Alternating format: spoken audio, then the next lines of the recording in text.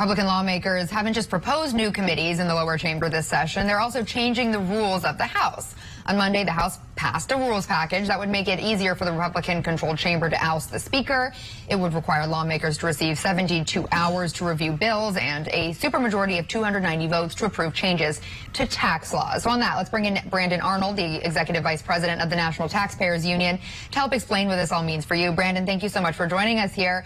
How will this supermajority requirement actually shape tax law in the next 2 years if it passes? Well, the rules package has been adopted by the House, so this is the rules of the road for the House of Representatives. It doesn't pertain to the Senate, but any bill that would raise income taxes, not any taxes, just income taxes, would require a supermajority to approve that in the House of Representatives. That ain't happening. So this basically takes income tax increases off the table for the next 2 years. That's a big change to tax policy because we did see a lot of income tax changes that the Democrats enacted over the course of the previous 2 years. So anyway, this will certainly kill any attempts by a Democratic Senate and the Biden administration to raise income taxes on Americans. Yes, and my mistake there. The rules package, of course, yes, it did pass. Separately, though, House Republicans also passed a bill yesterday that would strip the more than $80 billion allocated to the Internal Revenue Service, the IRS, that money coming from President Biden's Inflation Reduction Act. Even though that bill is expected to fail in a Democrat-controlled Senate, how could it influence tax policy talks moving forward, if at all?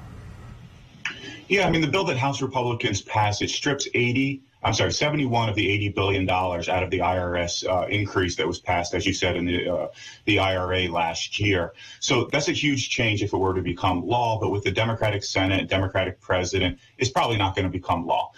Here's what's important, though, is the fact that this sets the rules of the road. The fact that the Republicans passed this as their very first piece of legislation shows that this is the highest priority of the Republican Party in Congress. So this is going to be front and center in all the negotiations that are going to take place over the next 2 years when we're up against a government shutdown over funding issues, when we're tackling a potential debt increase limit.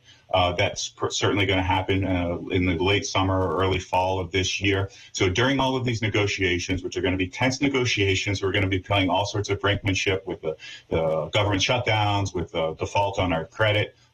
This is going to be front and center as part of those discussions. Yeah, and this proposed law would mean the IRS would receive less funding, not get the authority to hire more than 87,000 workers over the next decade. What do that kind of changes mean for the IRS when it comes to less workers or less resources? How does that affect the average person? Well, I think this is actually an improvement over current law because what it does, it preserves $9 billion approximately for the IRS. This is above and beyond their normal budget.